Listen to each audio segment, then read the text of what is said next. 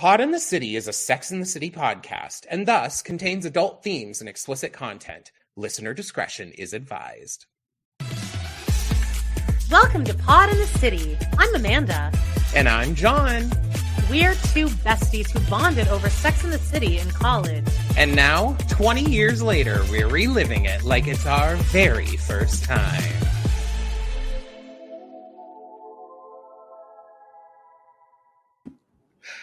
Season 13, oh my gosh, Season 3, Episode 18, Cock-a-doodle-doo! Carrie and Samantha deal with noisy neighbors, and Miranda fears that the takeout lady laughs at her for ordering for one.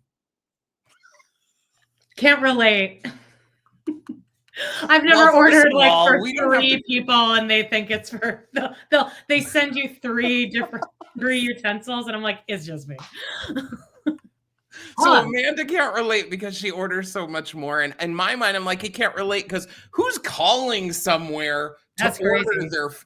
And then you pick it up in person? No. Hell no. I mean, like, I'm okay with the pickup, but I am doing online and preferably curbside, baby. Yeah. Because, I mean, if you can run it out to my car so I can look like shit still and be in like the grubbiest, most crappy looking clothes, then you know what? That was the one positive of the COVID. Best thing that came out of the pandemic, is contactless delivery. I don't want to see you or touch you. I am looking out my curtains like this until your ass is off my block. Oh, I wait. I'm like, go. Do not wait there and pick up your other order or whatever. Anyway, hi guys, it's Pod in the City, baby. Joan and Amanda here. Every week, bringing you the hottest of episodes from the year 2000. Anyway, we hope that first of all, hit subscribe. Okay, hit subscribe because we have big-ish coming up. First of all, we've done season 1, 2, and this is the finale of season 3. So, like, you got a lot to get up on if you're just new finding us. And we also did season 1 and 2 of the amazing, I mean, I don't know how it doesn't have a litany of awards by now. And just like that. Trying to stay positive over here. Yeah, and the most exciting thing is that in like a few weeks, and maybe depending on when you're watching this, it already might be out, we're going to be covering. And just like that, live, baby, week by week. And you know what? I'm excited because everything we've watched so far is like stuff that aired like, well, within just like that a year ago or with still, this 20 years week ago. to week. So everyone, tell all your friends that people are desperate to shit talk, especially after the day after or the day of, really, because apparently everything we said last week about our scheduling, disregard all of that. So we got an incredible message this week from a listener through our Patreon. Speaking of, guys, check out our Patreon. It's patreon.com/pod and the city. This week, we are doing our famous Pillow Talk episodes where Amanda's going to reveal something big. I don't know. I'm in a non-horny phase of my life right now, so you can hear about my dog business. You did say that you were going to tell us what the hidden kink was. I never said that. Oh, well, guys, you need to go check out the Patreon. Follow our journey with that, okay? Because every week we're releasing an extra episode and you get early ad-free access to these episodes. Now, we had a wonderful message from someone over there who is a man. And I'm not sure if this man, I kind of felt like they were implying they were straight because they listened to other podcasts that were about sports. Okay. I mean, I'm not trying to stereotype. I'm not trying to stereotype. I don't even know what you're about to say because I don't know what you're talking about. Amanda probably didn't catch the message because I usually will read them and I'm like, yeah. I know. Anyway, this person sent us a lovely message and gave an amazing idea of how we can structure our and just like that, like reaction episodes. They said that we'll talk about it. I loved their idea. They had a wonderful idea. So thank you, Casey. You're fab. I love ya. Wow. And I also do want to say a special shout out to one of our other fabulous listeners, Heather, who sent us a really nice email and it sent me a doll for my. That's what all that was about. I was like, this is a long correspondence that I was not privy to, so I'm going to let that just. I'm not involved in this clearly. She sent me a doll for me to open on my TikTok, open that doll, and my YouTube. So check those out, all that stuff. Now, if you want to send John a doll, he'll give you his address. It turns out. As long as you don't stalk me. Here's the thing. In general, I think if you Google my name, you can find my address. I think if I Google Amanda Kaczynski, I could find your address within. I don't think so. You could find my aunt's address though, because she owns the house that I live in. Well, so, you know, Heather, thank you. And you're a doll. Okay. So that's all I want to say. But, I guess I like really quick other housekeeping. Yeah, we're gonna go live on Fridays probably once and just like that starts. So just join you need to subscribe to this channel and hit the bell so that we will give you notifications. But our plan now is to go live noon on Fridays after just like that airs. And then you guys jump on half an hour, we'll just talk shit about it. Or maybe we'll praise it for half an hour. We'll talk about how good it is. Yeah. What I'll say is, if you're subscribed to our channel, you also can check out our weekly roundups. Every week, we're live Wednesday at noon. Okay, so it'll be like double lives. Wow, we're gonna be giving it to you hot and heavy for the next, like, well, not the next, but once AJLT starts, hot and heavy for 10 weeks. I think a couple of those weeks too, Sister Wives will still be airing. So I'll be doing 3-hour lives on Monday and then our live on Wednesday and then a live on Thursday or Friday. It's going to be great. I'm going to be in the best mood. Amanda's just going to be like buzzing. Always be live. I'm just going to go live all day. Remember Katy Perry did that. We're going to talk about Katy Perry tomorrow. Maybe Katy Perry has fallen. You know what? I think it's what she deserved after she killed that nun. Haven't you heard that she killed that nun? Anyway, guys, look up Katy Perry kills nun and you'll find it. That's the kind of shit that you're going to see on our weekly roundup. I said that all the videos of her tour currently are like Britney's live mic feed, but in like human form. And Britney was at least dancing and trying.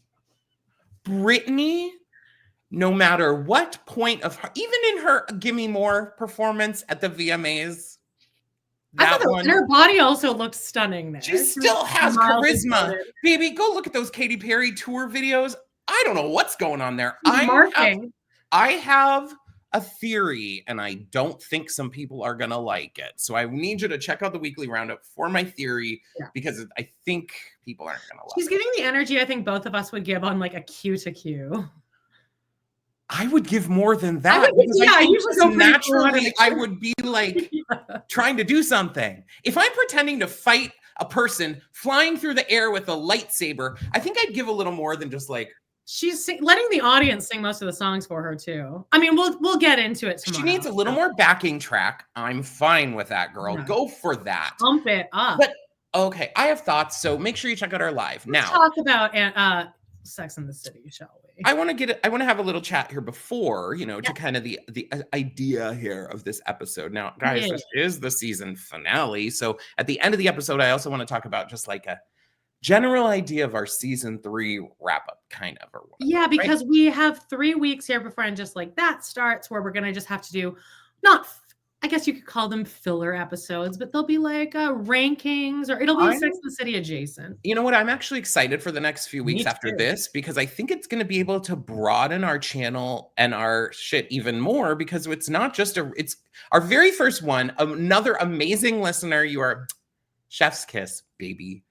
Someone suggested that we do like a ranking of all the guys on Sex and the City. And I'm like, perfect. Because what else do we love besides talking about men?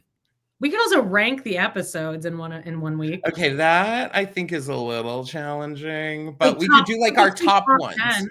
We could do our top ones. Now, we did also get an amazing, we got a review.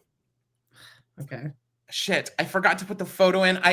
Okay, I'll save it, but I tell John, don't tell me about the reviews, and he now comes with a picture of a review. It's so good, Amanda, that you are going to love it, and I'm going to just look at it right now. Here's what it says. This is from a fabulous listener. It says, faves, 5 stars. Gives gay son and thought daughter energy in the best way. Oh, thank God. Right? Yeah. As long as I'm not offending anyone, then fine. I loved that. I'm like, you know what? That's true. So what I did want to talk about, though, to shift gears a tiny bit, this episode is kind of a there are parts of this that did not age well. If you're watching this back, you know, even looking up the transcript, they have words like X'd out, you know, like with the little asterisks instead of writing the word out. So we're going to avoid those, you know, and we're going to avoid some of the jokes because they did not age well. Okay. But we do want to talk about like the general treatment of the idea. So what basically what we're getting at is like, you know, if you guys remember famously, if you've ever watched, we know we have some listeners who've never watched before, but if you've watched before, you know the famous scenes. Samantha is in her new apartment in the meatpacking district, and there are 3 ladies of the evening, or now we'd call them sex workers, at the outside of her window. You know, trans women. I think, but then they're also kind of presented as like drag queen-esque. So it's a weird kind of gray area here. And in this, they call them a word that is like outdated, and not even just the shortened version, but the longer version.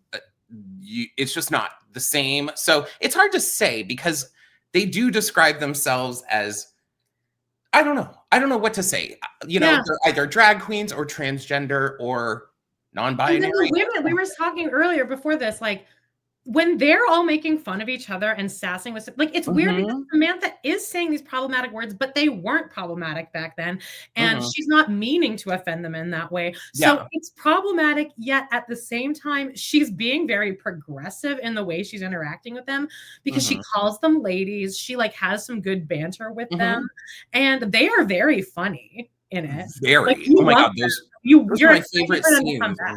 Every line one of them has is so witty and like funny. The charisma of those 3, I'm like, give them a show. I would watch that all day long because they're so fucking funny. And then when they come back later on, and all I want to say with that is like, I think that the way that they introduce them to the audience, I don't love, because they make these jokes about like the very typical, you know, that they are men dressing like women, like they're women with penises, you know, just stuff where it's like, it's just not all about that anymore. And it's not a lot of it is like the reading challenge in Drag Race, where it's like, they're allowed to make fun of each other. So like I'm laughing at the wit of some of the things they're saying. And that's the parts that I appreciate are when it is Samantha and the girls and the women on the street or I mean, the girls, darling. I think they would call them the girls.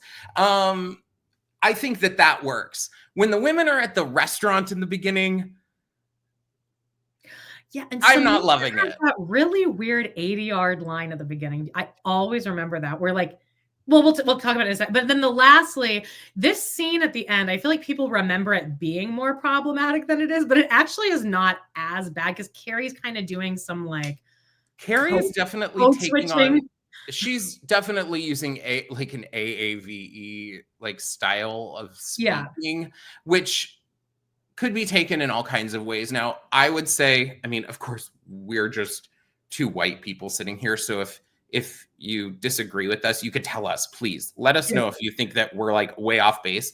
I would look at it as as Carrie is being playful because they're like, "Ooh, you with the flower," and she's like, "Ooh, going back and forth with her, and they're loving it." It seems. Playing.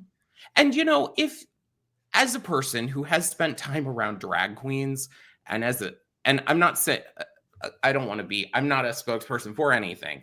I just think that it's in a playful way and not so much. I didn't personally find that as offensive as. And also, if this was seamless today, I don't think she would do that today. I don't either. I don't think Carrie is trying to be offensive. I think she's being playful. So all that said, do you want to start the recap? I do. All right. So we basically start off in life. There are all sorts of wake up calls, but crowing on East 73rd Street was one I was not prepared for.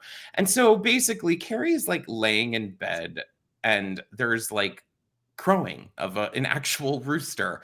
And now this dichotomy that they're doing here too of like portraying the roosters and then the women on the street is maybe dichotomy is the wrong word. I don't know, y'all. I always hate the end of this episode because you don't know what happens to the roosters, and I don't like what is implied. Yeah, I'm like, what are you gonna do with them though? I don't even like Carrie being like, here. I don't even like Carrie being like, put him in the basement. I'm like, yeah, I don't love it. I forgot that she did that. Don't love it. Basically, okay, so in Samantha's case, okay, so that's the thing about New York. You never know what's just around the corner, or in Samantha's case, just outside your window. There they were, Samantha's neighborhood, something hookers. I don't even think you're supposed to use that word anymore, right? Yeah. So basically, this is when we're introduced to those women, and the girls on the street are like, he was all up in my stuff once. I told him to get that thing out of my ass or I'll shit on it. And this is where that 80, do you like not, I always notice that is it, they're at the diner now, and then you don't see Samantha say it, that it's the cameras on Charlotte or Carrie.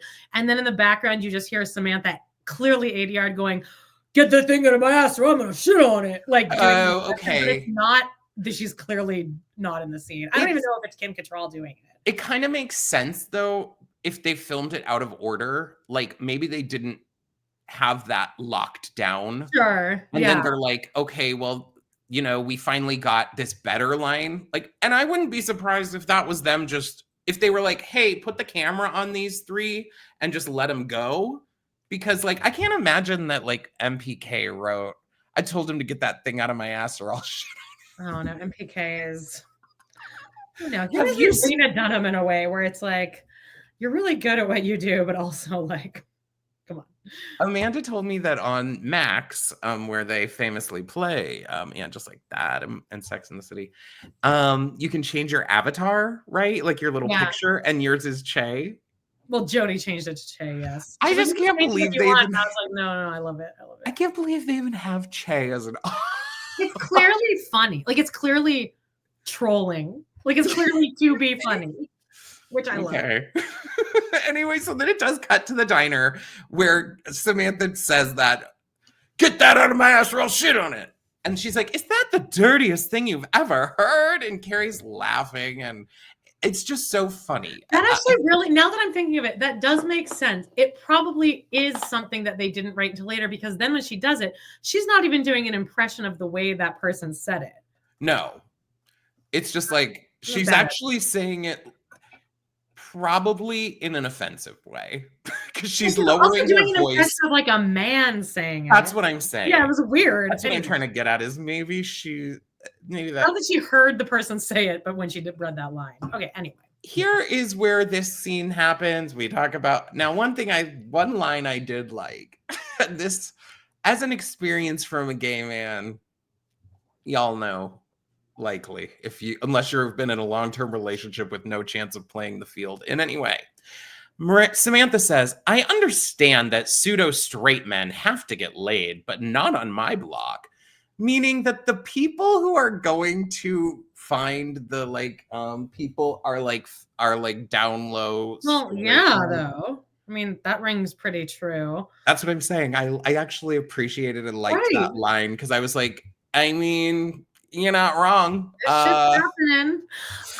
Also, I agree with Samantha here because, like, I need my fucking sleep. I'd be pissed too. I don't care who's down there. Shut the fuck up. I'm gonna talk on our Pillow Talk episode. I know this doesn't have to do with sex, but oh baby, I've started writing notes to the cars parked in front of my home. God, okay. Anyway, this is when we also established that they call this group the Up My Ass Players. That's which fun. Works because they say the, shove it up my ass, I'll shit on it or whatever. So it was our first, okay, so then of course, Charlotte is like, she can't even laugh at like, pull my dick out of it or I'll shit on it. She's like, yeah. Oh. It's just so strange, like sitting here and eating an omelet again, like nothing ever happened. I get this. Trust me, we've all had the moment after the friend is broken up with someone or something, and they're just like in that place. Also, it's a pretty big deal because it's embarrassing. Very It's big. I got married way too quickly. You all warned me against it. And then we had to break up because he couldn't get it up for me ever. So that's a lot to take in. Well, I thought it was interesting in this episode. I realized that, like, probably everyone's put this together, that it's so weird that Natasha and Big basically got married this season, and Trey and Charlotte. Like, they both had such short, like, non-consequential like marriages, but then those carry over for the rest of the show. You know, like Big and Natasha were not together that long either. Probably still pretty traumatic for Natasha. She did knock her teeth out. And then Carrie here, right at the end, Carrie continues to bring it back to her chicken situation with all of this else going on here. Yeah, like that's fine, but come on. She's like, I live around the corner and my window looks over the roof with the chickens and the crowing, and they're like, what? And she's like, yeah, she ends up calling the vet, right? And the vet is like, or I guess that's an animal. She goes to the vet here. I think she calls them. No, she calls them later. She goes to the vet here. And there's that woman with that amazing accent. Her voice is like chocolate. She's also so pretty. She's so pretty. She's in I think a couple of Darren Aronofsky movies. Oh. We find out that these roosters and shit just got rescued from cockfighting in the Bronx, basically. And Carrie's like, oh my God. And she's like, I'll just have them move to the basement. And Carrie's like, oh my God, you don't have to do that. And I'm like, thanks. The first time that Carrie's actually done a good thing. Yeah, but she reversed. We need fresh air. She's like, whatever. And the lady's like, don't worry. They have a very lovely life. This, I think, is very good casting here because that is kind of a line where it's like, okay, but the way she says it, you like completely believe her. She's like, don't worry, they have a very lovely life. And it's so like calming that I'm like, I believe you. She's okay, great. I think it's very necessary for her to establish that they'll have an okay life too, because later Carrie just outright is like, get rid of those roosters. Yeah. Like, and then she's later being like, I'm going to eat them. I'm like, okay, girl. I get it. Yeah. But so what was I would love to know what the plan was here. So they're rescued from this cockfighting ring. So now what, they just live on the roof in a cage? Because they're in like individual crates. Maybe they're looking for like a foster for a home or something. There's no Amanda Kaczynski nearby to take in the chickens. Would you foster roosters from a cockfight? I would not, but I have taken care of chickens before as like part of my pet sitting business. It sucked. I got to keep all the eggs though every day. I do not like birds in general. Like, I think they're great for the world. I don't need to be close to any birds. You know what I always remember about you is you always get so uncomfortable around animals like play fighting. You'd always be like, I don't like when animals fight. Honey, I'm still like that. I'd probably start crying if I can't deal with it. If you were at my house for 5 minutes, you'd be like, I can't take it. No, I've learned, I've kind of learned, but when they start doing the I'm like, stop. You should watch Walter fight because it sounds like it sounds like he's in pain and it sounds like he wants to kill whatever dog is. I always have to be like, that's his play voice. That's his play voice. Well, we get to hear what Miranda's order voice is because she calls Shanghai Garden every night. Wait, baby. You, as a cat owner, we need to go back here because it begins with Miranda with Fatty. I love this cat. He's just such a big, cute cat. Mm-hmm. And she says to Fatty, are you hungry, Fatty? Yeah, me too. And I'm like, sure, girl. If you have a cat, you do not ever need to ask the cat if it's hungry. That cat is letting you know what time it is. It's not a situation where you're like, you hungry? Well, they let you know. Butch doesn't. She just self-feeds. Oh, do you leave out food? Yeah. You're not supposed to do that. Oh, I've done it for the last 15 Yeah, I know. I don't years. really give a shit when people do that. But then it shows her scooping food out of like a bodega size like Friskies bag, like one of those little ones that you buy at 3 a.m. when you're walking home from work and you're like, fuck, I forgot to buy cat food, and you have to get this like not industrial, this like tiny little bag. I'm like, none of this makes sense. Like a 2-pound bag. I wonder if that's because she's trying to, I don't know, save space. Okay. Anyway, Miranda calls Shanghai Garden, and she's like, she gives her address. She orders the same thing. Now, what would you order this? Chicken with broccoli in a brown sauce with brown rice and cold noodles. The cold noodles sound good, actually, but just chicken with broccoli and brown sauce with brown rice just sounds like the most boring, basic thing. I mean, maybe that was the point. My seafood order, I used to love spare ribs when I lived in New York, but they don't really even have that here. If I was getting Chinese food, I would get, well, I love pad thai as my Chinese food. I would get noodles always, and ginger beef or sweet and sour chicken I like too, because it's just like a deep fried thing of dough. So yeah, but ginger beef would be my choice. Or kung pao, because I like spicy. How about you? It just depends on the day. I can eat any Chinese food, honestly. Like you put it in front of me, I'll eat it. There's a restaurant by me called China Chili, and they have this thing called Lover's Prawns, and I love that. It's like this shrimp that has 2 different kinds. One's like a vegetables with white wine kind of saucy thing, and then the other one's like a spicy one. You guys, let us know your order if you're getting takeout. And do you guys order it every night? Because the lady on the phone is like, I know, every night, right? Right. So let's discuss this. So at the end, we kind of have, the way this wraps up is that Miranda realizes, oh, she actually just laughs like that at everyone. But I'm like, but she's not just laughing at you. She says out loud, yes, I know, you order the same thing every night. Like, that's a little bit more than just her being a giggly person. Now, I think that in my enlightened and therapized self, I want to find the best in all. And I also want to be able to realize that not everyone is like as wrapped up in like how they act about everything. Like I'm very observant of the way that I'm acting in a lot of myself. And this woman at the restaurant seems just like she just has whatever. She's like a Raquel. She's a Raquel from VPR, where it's just like not a thought, not a deep thought. She's thinking 1 minute ahead and 1 minute behind instead of like 4 days to 50 years ahead. You know, I just watched the episode last night where she's trying to invite everyone to her puppy party, and I feel bad for her because I'm like, I would go. I get it, but Jax is like, no, he's just looking at her like, I don't understand what's going on in that girl's head. I mean, they really hated her first season. I never find her likable piece of crap ever. So then we cut to like Miranda, you know, talking about how she's so embarrassed that she's like at home every night with her cat ordering the same thing, you know. And, you know, if she was a Kathy comic, do you guys remember Kathy comics? I mean, Did you? Do you remember Kathy? I mean, I grew up in like the age of comic strips and the newspaper, so yeah.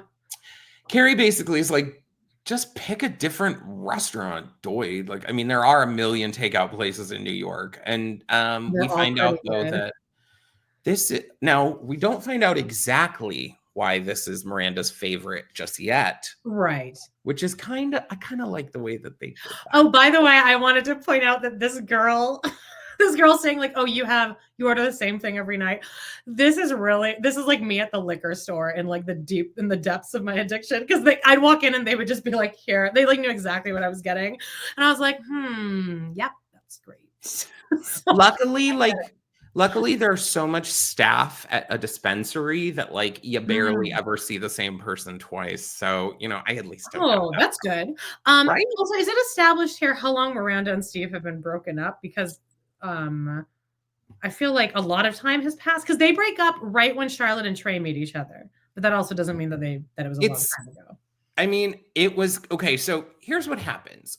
Carrie and Miranda are walking on the street and they are having their chat. And then they see Aiden and Steve with the dogs at a restaurant sitting there, okay? Outside with beer. "Oh." And I remember watching this for the first time, and I think I gasped a lot. I think I did too. And Like, the way the show presents it too, they want you to be like, "Oh." And they Because both look great. They both look so chill and fun and summer vibes. Aiden looks hotter than he has. He's grown out a little bit of facial hair. Yeah. In a way. Hair's kind of Well, longer. we can tell why they're looking hotter because Carrie and Miranda kind of hide in this alcove and they're like, we just gotta fucking do it. Let's just I guess. I would be like, no, I don't think you need to cross them at all. I would have turned around and walked the other way. 100%. There's no law that says you have to go and be cordial. Also, especially Carrie, because Carrie literally had an affair on Aiden. Miranda and Steve did end at least on a good note. But Carrie, I don't really think has any business walking up to Aiden right here. Well, they end up walking out, and Vio says, "That's another thing about New York. You never know who is around the corner." And then they come up to the guys, and the guys are like, "Oh yeah, wow, look at you. Look." And then they're like, "Look at Pete. Oh, he starts college next year." And no, Miranda goes, "Oh my God, look how big he got," which I think was a cute little interaction. This is my problem though, is the dog. I want to know how long this has been, because I think it's been about 6 months, and I don't think the dog would still be that small. That irritated me. She goes, "Look how big he got," and he's still puppyish. I think it's been about 6 months, and he should be like twice the size that he is. But I'm probably the only person on earth that bothered. Everyone's like, it's cute though. The dog that is there for that is so cute. So cute. And Pete is really cute too. Pete is great. Brittany. So cute. I love Brittany. So basically they're like, then the girls are standing there and they notice on the table, dun, dun, dun, there's 4 beers. Carrie's like, 2 beers at a time. Did Miranda and I give you guys a drinking problem? And we know where this is all. Carrie's also being so cringy during this, because Aiden's like, "Well, look at you." And Carrie's like, "Hello." She's really trying. Yeah, it's a weird thing because she still would I think she would still get it. I think that they both would still go back with those men probably today. Miranda wouldn't. Miranda broke. I'll never get over the Scooby-Doo cereal eating. I'll never get over the skid marks. I'm sorry. No. Skid marks don't bother me. You could watch Scooby-Doo all day long. I'll sit down and watch it with you. But skid marks? Honey, no. No. It's the laughing out loud at the Scooby-Doo. Okay, well. That's where I'm not fucking you anymore. There's 4 beers on the table. The guys say, they're not just for us. And these 2 women. Supermodels. The most... They did this on purpose because they're hot. Girl. They're both prettier than. I mean, well, that's objective or subjective, of course. Right? Objective. But the one looks like the Steve's girl has really short hair, like Miranda, blonde, and just like they both look like supermodels. They really do. They're both tall, stunning, gorgeous, and they're like, "Oh yeah," and the girl, they're like, "This is Jessica and Susan," and then. Whichever one Steve's with leans over and it's like, "Honey, do you still want to see the movie or just crash?" Which that would send me. If I were Miranda, I would be like, I think I would spin out for sure. I would eat so much Chinese food that night. They end up bumbling away. This part is very funny, very fun, and very well acted because it's not too over the top. It is just one of them tries to go that way, one of them spins and goes the wrong way, and then they kind of trip, and it's just not. It's embarrassing. And Miranda's like, "I'm gonna go." Yeah, and they're like, "Oh," they're trying to kind of play it off, but it is humiliating. Cut to that night at Charlotte, some light unpacking and some heavy realizations, and they're basically coming to terms with being like, well. They're over us. They already have new girlfriends. And they're like, and one of the girls, I think Samantha's like, were they cute? And they're like, the point is not if they were cute. The point is they were there. And then Miranda's like, they were very cute. Or they were cute. Very cute. And I mean, come on. I would be not feeling my best. Of course. And then Carrie says, men don't obsess. I mean, I don't obsess either. And then Miranda's like, "Are you kidding? You don't obsess? You're misobsessed, Big." And Carrie's like, "Well, no, Big was its own thing. He was tricky." But She Aiden, still I knew doesn't what happened understand with what Aiden. happened I don't there. obsess over Aiden. It's like, yeah, because you clearly didn't give a fuck about Well, him. and they say Aiden was clear he moved on. You left out a big part of that though, Carrie. They basically then start talking about like it's much easier for men to move on, which I think is true. Shit, haven't you seen times when a guy will break up with someone and then within 7 months be married and pregnant with another girl? Yeah, but Radu was married and pregnant, or he Oh. wasn't able to get anyone pregnant. But he also did stalk me for a year, and then You might want to cut that.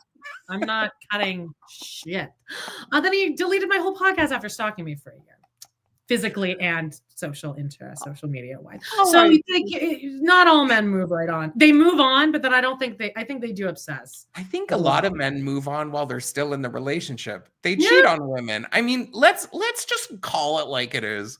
The common denominator of all problems in the entire world, men, and that is coming from a man. So, And that it goes into this Charlotte speech here. Well, I don't even remember her ever saying this, but I'm like, nothing could better describe exactly why I have no interest in being in a relationship than what Charlotte says here. She says, I wish there was no men. If there were no men, we would never be hurt and we wouldn't feel disappointed and we wouldn't be sitting here obsessing over them. I'm so over men. and at least Charlotte is willing to recognize that she's like, Trey would never be sitting around with his friends obsessing over what went wrong with us. Like, this is some good. We're getting somewhere with Charlotte, and I love it. They are. And that really is the thing too, is it's like this, like, honestly, like, I don't remember, I could name on less than one hand the amount of times I've been truly hurt by somebody that wasn't a man that I was dating. Other than that, everything's been pretty chill in my life. It's and then the word disappointed is very, because that is even more soul crushing sometimes, is the disappointment of this man that you thought was someone else. I think that happened. Like, if you think about the movie Promising Young Woman, like Oh, for sure. Even the guy that like you think is going, like, you're like, oh, this is different. This is whatever. It's still. That is kind of the worst part, when that glass shatters. And that was almost worse than any of the other ones in it, because you're like, oh, she finally has found. Yeah, oh, wait, like, you're just like. Guys, watch Promising Young Woman. It is a great movie. I love it. Will leave you feeling a certain way. So later that night, I got to thinking about men and women and relationships, or more to the point, how women feel men disappoint them in relationships. Then a radical, almost earth-shattering thought popped into my head. What if everything isn't the man's fault? Carrie, shut the F up. After a certain age and a certain number of relationships, if it still isn't working and the exes seem to be moving on and we don't, perhaps the problem isn't the last boyfriend or the one before him or even the one before him. Could it be the problem isn't them, but horrors of horrors? Is it us? I mean, it's Carrie. Carrie specifically, it is Carrie. I would say that monologue right there single-handedly did plenty of damage to women in this period of time, because they're thinking, you know what? Maybe you're right. He can move on so easily without me. Like, I'm the problem. Yeah, I also think that's the case with the storyline. I don't know, have we even done the storyline with Bon Jovi yet? No. Okay, but in that, maybe I think she has straighter hair in that. I think that's 5 season. Either way, but what she figures out in that is like, oh wait, no, she did. Sorry, we did. It's that the common denominator is me. And I feel like that was a very problematic story for young girls to watch too, because that did convince me for a while. It's like, oh no, I'm just picking all the wrong men. And now as an adult in 2025, I'm like, no, these men all have figured out a way to manipulate all of us into thinking they're like great until they get comfortable. So it's not really my fault that I believed you. I think with the idea too of like that, it's like you shouldn't settle because someone out there will like you for you. Now, obviously you should also work on yourself though, because I think a lot of people will use that, like someone like Jax Taylor would use that argument to be as a way of being like, I don't need to change, like someone should just love me you for can me. leave. If Brittany didn't like it, she could have left years ago. Also, Charlotte, you missed that Charlotte in the earlier diner scene, Charlotte actually says the line, the only thing worse than being 34 and single is being 34 and divorced. I was like, hooray. You know what, Amanda? I skipped over that one on purpose. Okay, yeah. I didn't send myself into a traumatic spiral. I'm like literally 10 years older than that almost. I'm like, great. What if you're, well, I mean, you though. But Miranda right after that says, I know something worse, being 34 and in a bad relationship where you're not happy, which ding, ding, ding. Very much so. And that's my, though, you can also take it the other way, which is where I take it, where it's like, well, just never get in a relationship because they're all going to end up badly. Oh, that's literally where I am, and I've never been happy. Downtown, the Up My Ass players were in the middle of their late night repertory. Much ado about Up My Ass and long day's journey up my ass. Samantha decided if she was going to get a good night's sleep, she'd have to test how effective a PR professional she was. She puts on this gold lame trench coat and these fuck ass heels. And she goes downstairs and she talks to the women. And she's like, girls, I live upstairs. She's like, ladies, hello. I live right up there, the loft within earshot. And as much as I respect a woman's right for a little something with a certain New Jersey gentleman. Yeah.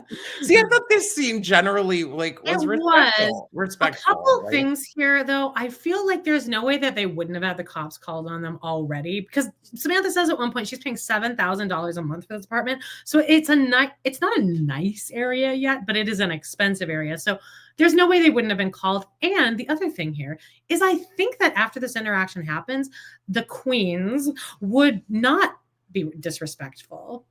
Like, I feel like they would respect that boundary and not do this again the next time. I would agree. I also don't think that, I mean, there are areas in the city I live in, Phoenix, that have women of the night or sex workers walking around, and they're not being like, hey, baby, he pulled his dick out and I got fucked and shit everywhere. Like, they're not outing that on the street. No. It's just not. And I mean, we've both spent plenty of time in New York.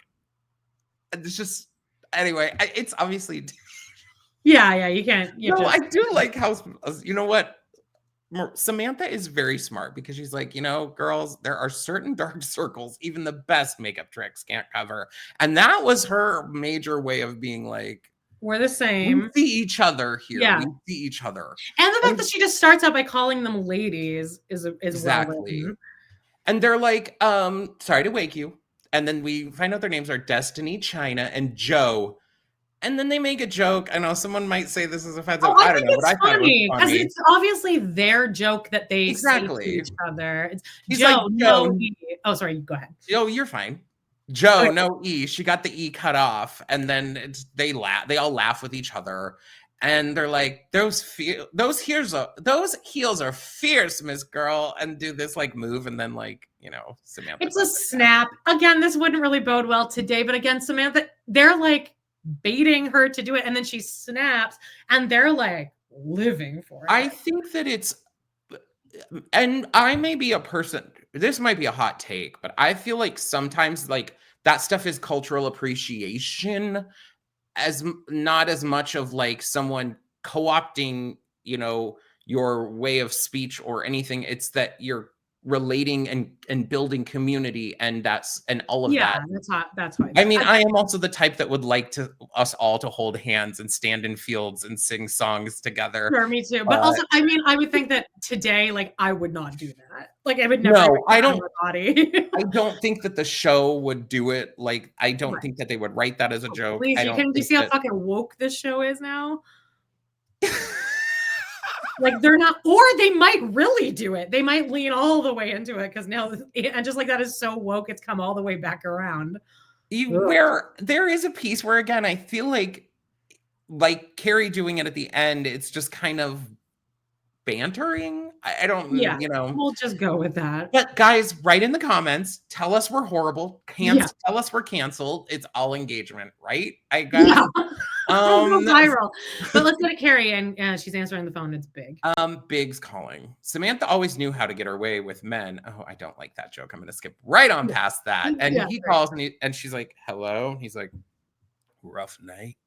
And she's like, who is this? It's me. I didn't recognize your voice. Your sound so different. Did I wake you? It's only 11:30.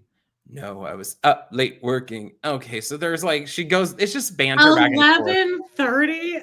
I don't look at this as well. If someone called me at 11:30, I'm not answering the phone. Oh, I'm not answering the phone, but also he's like, she's like waking up, and he's like, are you still sleeping? Because it's almost noon. She's like, I was up late writing an article. Carrie, we never actually see you write anything. Okay, so I'm moronic thinking that this is 11:30 at night. No, it's literally daytime. And then they bring back this thing that they said earlier where Carrie's like, those fucking chickens are crowing. And then the woman at the vet clinic is like, roosters crow. And then here again, Carrie says, these goddamn chickens kept me up all night. And Big says, roosters crow, which I think is good writing. That's funny. I do too. And it's establishing shit with Carrie and her Anyway, Big is painting his room, I guess. A red a statement red. Deep, like blood red. I mean, I thought it looked good at the end. I think it matches Big. Voices. It's very big. Exactly. Like imagine when he moves away and she's left in that apartment, that is such a great visual of just that one red wall. It's like an empty apartment. And the piece of art, like it's just all very like striking, that whole thing. And then later, well, I won't give it away quite yet. He's saying he thinks it's too red, back and forth, right? Then they decide that they're going to go have lunch. He's like, could we have lunch sometime? I really need to talk to you. And then, oh, I forgot. Wait, is this when he tells her that they broke up? Yeah, right here. This is a funny line too. He goes, she left, and Carrie goes, I heard, and he goes, how? And she goes, I think it was on the news. He goes, well, can we meet for lunch here? I almost wouldn't be surprised by the way that they establish who he is and how they had the New York Times article, etc. I wouldn't be surprised if there was a thing out saying that they seriously. Also, this whole situation here is perfectly described in the Chappell Roan song Coffee, which is about like, no, I can't meet you for coffee or for dinner, because if I do, then we're just going to end up stuck in. You're right.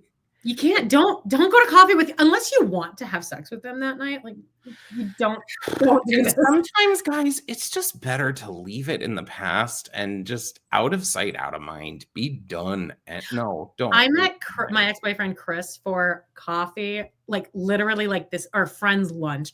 And then we ended up back together for 2 entire years. He moved in with me after that. And I was like out. I was like free and clear. And then we met for one coffee. And then we were like immediately back together. You're like, give me that big old dick. It was a really big dick. Still is, I'm sure. It's probably gotten smaller. Amanda sucked the life out of it. Ew, Joan. Ew. I didn't even mean it like that. Oh my God. Well, I meant it more like, you know, you'd be like, I'm going to suck the life out. I did. Yeah. Guys, whoa. Adult content warning. Yeah, check out our Pillow Talk later. Carrie and Miranda are shopping. All right. Later that day, I met Miranda at my favorite thrift store to dig for buried treasure. I said that Carrie's shirt is noticeably too tight here. And I like that because I love seeing someone with a fucking she looks beautiful body. She looks beautiful, but her shirt is too tight. You can see in the back, like you can just see that her shirt is too tight. And then when it like gives a profile, her like right on her boobs. It's not her stomach, it's her boobs are too big for it. But like the shirt is like open like this. So that was nice to see, I guess, as like with a perfect body. Yeah, so size up. It's led that Miranda's like, hey, do you want to go to this art exhibit on Saturday? And Carrie's like, I can't, I have to work. And then it's this like beat. I lied, I don't have to work. I'm meeting Big for lunch. And I didn't think you'd approve. And Miranda's kind of like, okay. She's like, wait, you're meeting big? She's immediately pissed. Yeah, she's like, it's a huge mistake. And Carrie's like, it's not a huge mistake. It's just lunch. And she's like, how many more times are you going to go through this? He is bad for you. Every time you get near him, you turn into this pathetic, needy victim. What pisses me off is that you are more than willing to go back for more. And I'm not. And then Carrie's like, you know what? I am definitely this is where I see myself hardcore in Miranda, because I am the type that is like, I will give a friend that kind of. I think she went too far by saying you turn into this annoying. I wouldn't say that. Really mean To say you're a pathetic, needy victim. I mean, that's fucked up. But I remember the first time I watched this, I was 100% on Carrie's side. And now I'm like, I can, because I've had enough. At the point that I first saw this episode, I didn't really have friends that I helped through this type of shit. But like now I have. And it is frustrating. And you're frustrated for your friend. It's like, I cannot watch you go through this again. Like it takes too much out of me. So and also, sorry, in like a selfish way, you know that every instance that you're now together is going to be the problems of them. It's going to just be this constant bullshit where it's like, I don't want to hear it anymore. I can't say I can't say the same advice to you that I've been saying, that you're clearly not respecting me or hearing. But here now, Carrie turns it around with a completely unequal thing here, where she's like, well, you just write people off like Steve. And it's like, no, they had a mature breakup. She helped him find a new apartment. He like completely was like her new son. It's not the same, Carrie. So I don't like this. It's not. But Carrie does throw like, you're so judgmental. And she's like, you can say that I'm pathetic and needy and I can't say anything to you. And it's like, I get it. I would be fine being called judgmental. I am judgmental because I like fucking. I'd rather be called judgmental than pathetic and needy. That's for fucking sure. But never once have I been called pathetic or needy. I almost kind of wish I was seen in that way by a man, maybe, because then they'd think like I need rescuing or something. Nah. You want to be like a sub? I want to be like a damsel. I want to be a damsel in a distress and have a white knight come and rescue me. But honey, I rescue myself. That's right. Maybe. Rescue your own damn self. That's Brown's new thing. I've been doing it. Have no choice. So basically, everybody's not as tough as you, Miranda. Some of us make mistakes, and then Miranda just leaves, and she's like, just walk away. It's all my fault. Right there next to the $2 for $5 bin, Miranda and I had our first big fight. And then Carrie goes home. She pushes the thing and it says, you have no messages. I like that little tiny detail. That it's she says, I was expecting to come home to an apology voicemail. Yeah. Like, you did? I also, though, think it just kind of establishes that Carrie is in that place of like ultimate loneliness at the end of this season, because she doesn't have Big, she doesn't have Aiden. She's now like pushing her friends and her are having fractures. Luckily, what happens in season 4? Is she back with Aiden in season 4? Doesn't she cut her hair in season 4?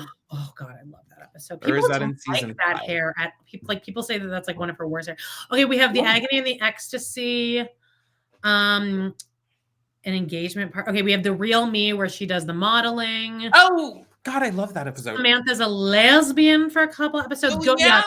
So Ghost Town. Yeah, so this is where Carrie and Aiden get back together. Well, this season is also the season where Carrie and Aiden are at their like cabin, and Big comes to the cabin. Like Sex in the Country. My mother bored myself. That's one of my favorite episodes of the computer, and Miranda's mom dies. Oh my God. Okay, this is exciting. So guys, make sure that you're subscribed. Make sure that you hit like all that shit, because we're gonna have all of that. I can't wait until. Except we have to slog our way through season 3 event just like that. I'm excited about just season 3 event like that, because I think they're going to kind of write the path a little bit. I think they're listening. They got rid of some characters that definitely we did not need. Though I will pour one out for Che. That will be sad. I mean, it was funny to hate them. Miranda was preparing to make the call she'd been dreading all day. She calls the Shanghai Garden, and this is when, you know, she has her problem. She's like, I don't need this, okay? I don't need you to laugh at me. And the girl on the phone, she's like, okay, bye-bye. I think it's so That is funny. Okay. Miranda, that girl won't even remember that interaction in 3 seconds. That would be... That's me at any time I've worked in a situation where someone's like mad at me or like is like, I would never come back here. Okay. Okay, bye. Yeah. Yeah. Don't give a shit at all. But Miranda couldn't hold on. She hung up and she marched down the 2 blocks Karening out and was like, don't laugh at me. And all she really realizes is the girl at the restaurant is on the phone talking to someone else. And she's just like, hey. She's like, 224 West 78th. And she's like, sorry, 73rd. And it's like, right. Miranda realized the giggle wasn't about her at all. It wasn't about anything. It wasn't the noodles that kept her coming back to this particular restaurant. It was the fact that this had been their place and it was filled with happy memories. Who do we see? Daddy Steve at the table. He's looking cute. You're looking so cute. And he's like, come on, Miranda, come sit with me. Even through everything, and I know we do still, Karen, not a Karen, I love you, babe. I know we have some Steve haters, or not Steve haters, but you know what? Steve truthers. How about that? You know, you guys want to spread the truth about Steve. Unfortunately, I just am like, aw, about him way too often. No, he's very sweet here. And maybe, you know what? I think dating Miranda maybe did skyrocket him into a little more maturity. I think the two of them are the two of them and Harry and Charlotte, those 2 couples are the ones like my favorite. Yeah. I could give a crap about Carrie and Big and Carrie and Aiden, unfortunately. In fact, I want those to be over. And yet, if they said that Charlotte and Harry were breaking up, yeah, that would be tragic. I would be so upset. And just like that, don't F this up. Also, please bring back Steve. Make him like not an old man who's like bumbling around, and like get him and Miranda back on the hook. Thank you and good night. I don't think that's going to happen in season 3 based on the previews we've seen, but oh well. All right. So she basically is like, I thought I got custody of this place. All right. They sit down and he's like, how are you? She's like, not good. Carrie and I had a huge fight. And he's like, about what? And she's like, me, her, you, Big, me, my judgmental stuff. She asks then him, like, how was it? Like, how judgmental was I? And he's like, it wasn't good. And she's like, Steve, I didn't throw you away, did I? No. She said I did. Miranda, only you and I can ever really know what happened between you and I. It's nobody else's business. That's nice. I agree. Yeah. And you know what? That is true. You know what? Anyone can see what they see, but people do not see behind closed doors. They don't see what the pillow talk. Yeah. Patreon.com/PodInTheCity. Great. All right. Hang on just a second. I need to... Where I want to. Oh, sorry. I already pressed it. So basically, like, Steve is like, Steve and Miranda are like chit-chatting back and forth about like his new girlfriend. She's like, I guess your new girlfriend doesn't yell. And he's like, no. She's like, how's that going? He's like, it's okay. And then the person comes up to order, and Miranda starts to order like, yes, I'd like the chicken with broccoli. And then she has a change of heart, guys. This is what is leading us into a new Miranda. I guess. Revolution. I should try something new, shouldn't I? And he's like, sure. Go ahead. Live a little. And then Miranda's like, there's so much on the menu. Great. We cut to Samantha getting fucked. And the guy fucking her's like, you're so fucking hot. Oh my God. And out the window, you can just hear the girls on the street, the ladies. And Samantha spiraling out. She's like, I just can't believe they won't fucking go away. Like for one night. They left for one night and now they've been here for the past 3 nights. Like I called the cops. Where are the cops? I already called them. Samantha was so worked up that basically the guy's like, you're crazy, bitch. You're crazy. I'm not going to deal with this. And Samantha goes to the sink, She's very funny in this scene. Then when she's like, move it along. Good. She's very, very in this scene. She is so good. She fills up a pot of water. She goes to the window. She's like, shut up, you bitches. I called the cops. And they're like, suck my dick.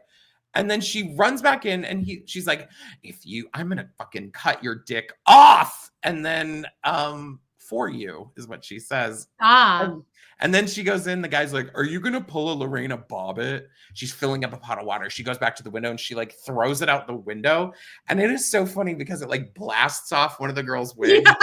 And she's just like standing there and the other girls are laughing at her. Yeah. Yeah. Like, so it's all kind of just like funny for now. Yeah. And yeah. So then the cops come along. And I like this even because the cop was like, move it along, ladies.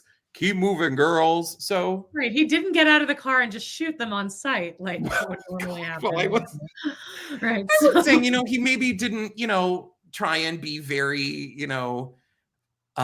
transphobic or whatever phobic. Right.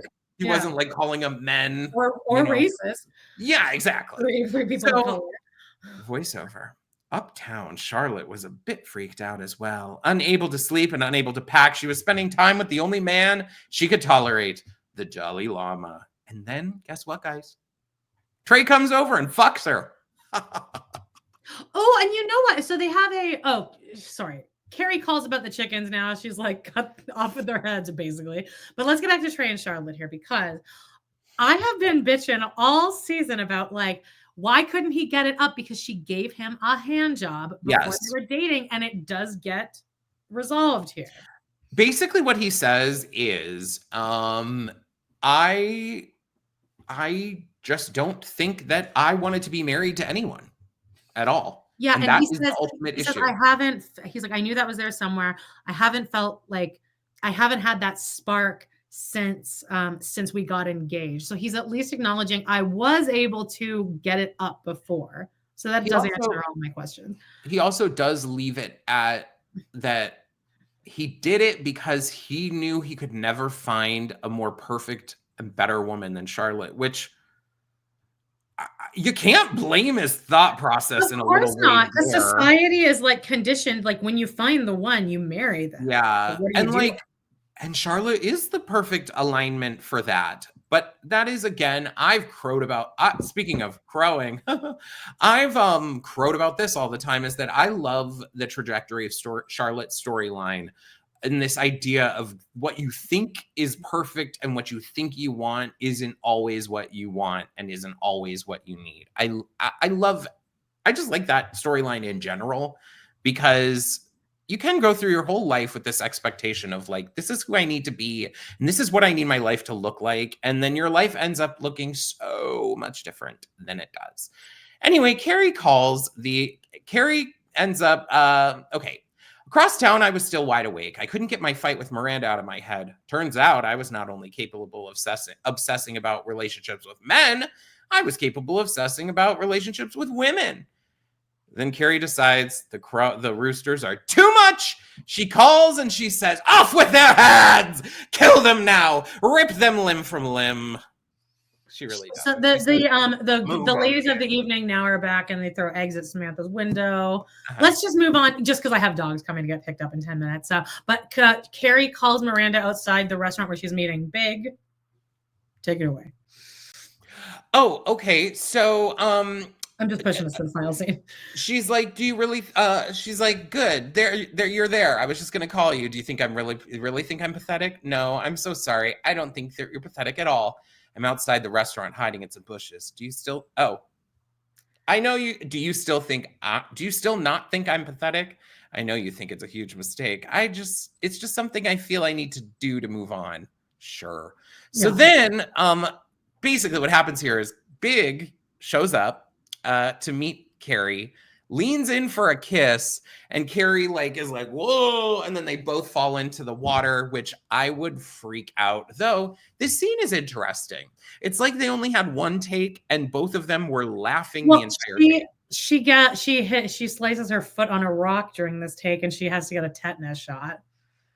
Oh, that's what you've been like. Yeah. This is where it is. She, like, Yeah. I'm sure all hell broke. Okay. I had to get a tetanus shot when I lived in New York, and I was pet sitting, and I got bit by a rat on the finger. I had to get a tetanus shot.